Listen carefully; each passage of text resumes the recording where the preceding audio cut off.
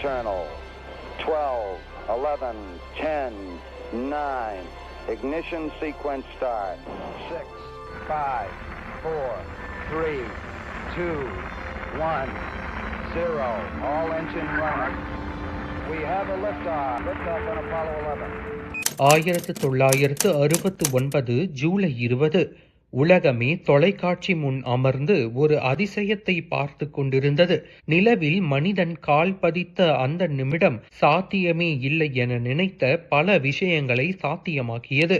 1972 Apollo 17 mission முடிவடைந்த பிறகு இதுவரை 12 மனிதர்கள் நிலவின் மேற்பரப்பில் நடந்துள்ளனர். ஆனால் இன்று ஒரு முக்கியமான கேள்வி நம் எல்லோரிடமும் உள்ளது. ஏன் கடந்த 50 ஆண்டுகளாக நாம் மீண்டும் நிலவுக்கு செல்லவில்லை? அப்பல்லோ திட்டத்தின் நோக்கம் நிலவுக்கு செல்வது, அங்கு அமெரிக்க கொடியை நாட்டுவது, சில கற்களை ஆராய்ச்சிக்காக சேகரிப்பது, மீண்டும் பூமிக்கு திரும்புவது என்பதாக மட்டுமே இருந்தது. அது அமெரிக்காவிற்கும் அப்போதைய சோவியத் யூனியனுக்கும் இடையிலான ஒரு அரசியல் போட்டியாகவே பார்க்கப்பட்டது. அந்த போட்டி முடிந்ததும் அதற்கான நிதியும் குறைந்தது. ஆனால் கடந்த 50 ஆண்டுகளாக பல்வேறு ஆராய்ச்சிகளுக்கு பிறகு தற்போது நாம் மீண்டும் நிலவுக்கு செல்லவிருக்கின்றோம்.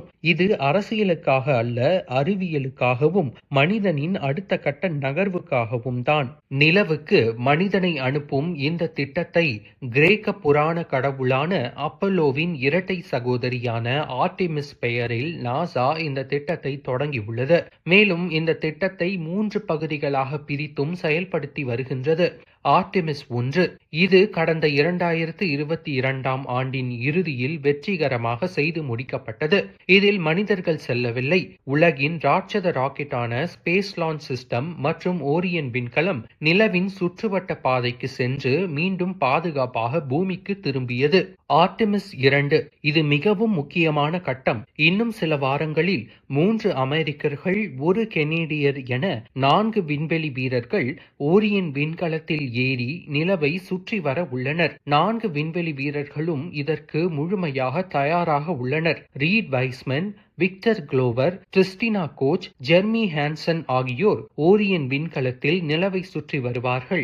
இவர்கள் நிலவில் தர இறங்க மாட்டார்கள். ஆனால் நிலவுக்கு அப்பால் மனிதர்கள் இதுவரை செல்லாத தூரம் வரை சென்று திரும்புவார்கள். விண்கலத்தின் ஆயுட்காலம் மற்றும் பாதுகாப்பு வசதிகளை இவர்கள் அப்போது சோதிப்பார்கள். வீரர்கள் பூமியில் இருந்து கிளம்பி நிலவை சென்றடைய சுமார் 4 நாட்கள் ஆகும். கிளம்பிய முதல் 2 நாட்கள் பூமியின் சுற்றுப்பாதையில் தங்கி விண்கலத்தை சோதிப்பார்கள். பின்னர் டிரான்ஸ்லூனார் இன்ஜெக்ஷன் மூலம் நிலவை நோக்கி பயணித்து 4வது நாளில் நிலவின் மறுபக்கத்தை அடைவார்கள். ஆர்டெமிஸ் 2 என்பது ஒரு ஃப்ளை பை மிஷன், அதாவது நிலவில் இறங்காமல் நிலவின் ஈர்ப்பு விசையை பயன்படுத்தி ஒரு யூ டர்ன் அடிப்பதை போன்றது. அதனால் 10 நாட்களில் பயணம் முடிந்துவிடும். ஆர்டெமிஸ் 3 இதுதான் அந்த வரலாற்று தருணம். 50 ஆண்டுகளுக்கு பிறகு மீண்டும் மனிதர்கள் நிலவின் மண்ணில் கால் வைக்கும் நிகழ்வு. இதில் முதல் முறையாக ஒரு பெண் விண்வெளி வீரரும் கருப்பினத்தை சேர்ந்த ஒரு விண்வெளி வீரரும் நிலவில் நடப்பார்கள். ஆர்டெமிஸ் 3 வீரர்கள் நிலவின் தென் துருவத்தில் தர இறங்கி அங்கு சுமார் 1 வாரம் தங்கி ஆராய்ச்சிகள் செய்வார்கள். அதன் பிறகு மீண்டும் நிலவின் சுற்றுப்பாதையில் உள்ள ஓரியன் விண்கலத்துடன் இணைந்து பூமிக்கு திரும்புவார்கள். எனவே இது 1 மாத கால பயணமாக இருக்கும். நாசாவின் திட்டத்தின் கீழ் மனிதர்களை மீண்டும் நிலவில் இறக்க உள்ள ஆர்டெமிஸ் 3 தற்போது 2027 ஆண்டில் நடைபெற திட்டமிடப்பட்டுள்ளது. ஆனால் இந்த திட்டத்திற்கான உறுதிப்படுத்தப்பட்ட தேதி இன்னும் முடிவு செய்யப்படவில்லை. முதலில் ஆர்டெமிஸ் 2 வெற்றிகரமாக முடிய வேண்டும். மேலும் மனிதர்களை நிலவில் இறக்க பயன்படுத்தப்படும் ஸ்டார்ஷிப் லூனார் லேண்டர் முழுமையாக சோதனை செய்யப்பட்டு தயாராக வேண்டும். இதனை எலன் மஸ்கின் ஸ்பேஸ் எக்ஸ் நிறுவனம் உருவாக்குகின்றது. இந்த காரணங்களால் சில நேரங்களில் இந்த திட்டத்திற்கான தேதி 2028 ஆண்டு வரை கூட தாமதம் ஆகலாம் என நிபுணர்கள் கூறுகின்றனர். ஆனால் அதிகாரப்பூர்வ இலக்கு இன்னும் 2027 தான் உள்ளது. இந்த திட்டம் முந்தைய அப்பல்லோ திட்டங்களை விட பல மடங்கு நவீனமானது.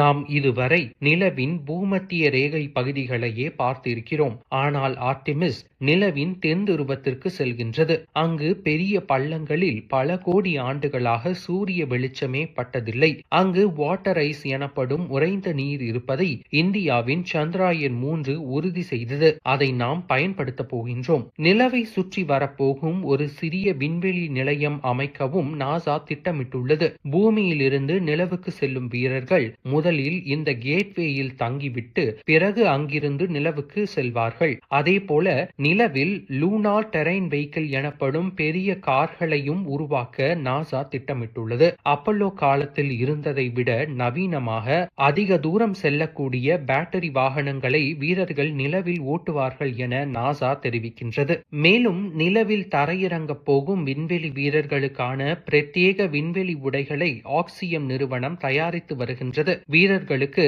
அதிக நெகிழ்வு தன்மையுடன் பாதுகாப்பையும் இந்த உடைகள் வழங்கும். வீரர்கள் நிலவில் அமரவும் குனியவும் கற்களை சேகரிக்கவும் இது வசதியாக இருக்கும். இந்த விண்வெளி பயணத்தில் நீங்கள் நிலவுக்கு உங்கள் பெயர்களையும் அனுப்பலாம். ஆம், நாசா தனது அதிகாரப்பூர்வ இணையதளத்தில் send your name to the moon என்ற திட்டத்தின் மூலம் கோடிக்கணக்கானோரின் பெயர்களை சேகரித்துள்ளது. இவை ஒரு மெமரி சிப்பில் சேமிக்கப்பட்டு நிலவுக்கு அனுப்பப்படுகின்றன. இதில் உங்கள் பெயரையும் பதிவு செய்ய இதற்கான மின்னஞ்சல் முகவரி வீடியோவின் டிஸ்கிரிப்ஷனில் இணைக்கப்பட்டுள்ளது. ஆர்டெமிஸ் என்பது நிலவுக்கு மட்டும் செல்லும் ஒரு திட்டம் அல்ல.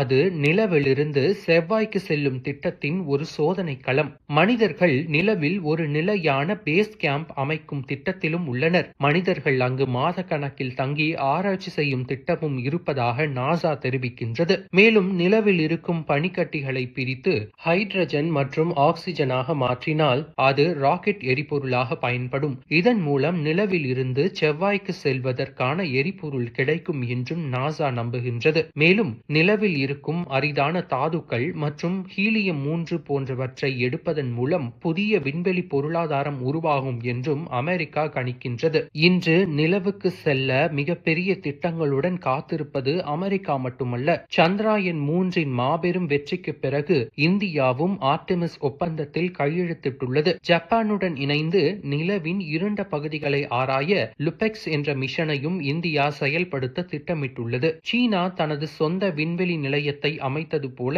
2030ஆம் ஆண்டுக்குள் தனது நாட்டு வீரர்களை நிலவில் தரையிறக்க தீவிரமாக உழைத்து வருகின்றது. மனிதர்களை மீண்டும் நிலவில் தரையிறக்கும் இந்த கனவு நனவாகும் நாள் மிக அருகில் உள்ளது. 50 ஆண்டுகளுக்கு முன் நிலவில் மனிதன் பதித்த கால் தடங்கள் அப்படியே இருக்கின்றன. ஆனால் இந்த முறை நாம் அங்கே பதிக்கும் தடம் அங்கேயே தங்குவதற்காக.